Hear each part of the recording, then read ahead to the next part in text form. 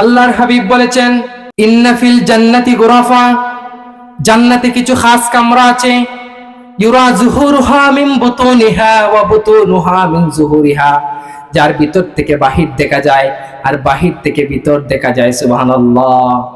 ফাকামা আরাবিয়্যুন ফাকাল, এক আরবি বেদুইন রাসূলুল্লাহকে প্রশ্ন করলো, ইয়া রাসূলুল্লাহ, ইয়া হাবিবাল্লাহ, এতদিন তো জান্নাতের কথা শুনলাম, কিন্তু জান্নাতের এই খাস কামরার কথা তো জানি না, যার ভিতর থেকে বাহির দেখা যায়, বাহির থেকে ভিতর দেখা যায়। সুবহানাল্লাহ।